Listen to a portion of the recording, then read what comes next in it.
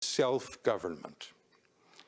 It's this constitutional deformation that Justice Thomas has striven to repair.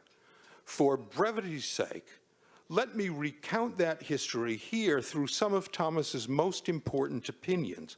That way, you can hear the saga while getting at the same time a clear view of Thomas's remarkable jurisprudence.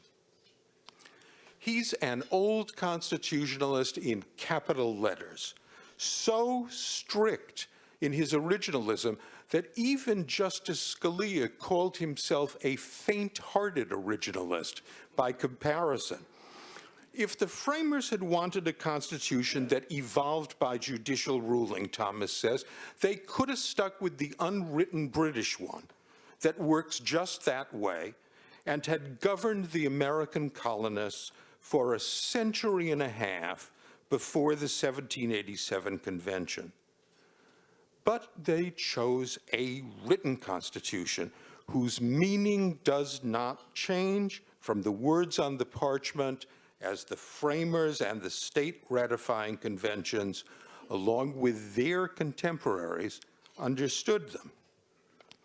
What they also understood was that the purpose of the document, as the preamble says, is to secure the blessings of liberty to ourselves and our posterity, to protect, as Jefferson had put it more expansively, citizens' inborn rights to life, liberty, and the pursuit of happiness.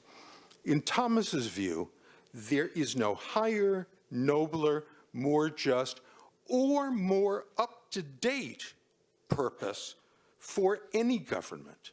If the framers had failed to realize that ideal because of slavery, the Civil War amendments proved that their design was, in Thomas's word, perfectible. If later developments fell away from that ideal, it is still perfectible. And Thomas takes it as his job, his calling, he says, to perfect it. And that can mean that where earlier Supreme Court decisions have deviated from what the document and its amendments say, it's the duty of today's justices to overrule them. Consequently, while the hallowed doctrine of stare decisis, the rule that judges are bound to respect precedent, certainly applies to the lower courts, Supreme Court justices have pledged fidelity to the Constitution alone, and if their predecessors have construed it erroneously, today's justices must say so and overturn. To lawyers,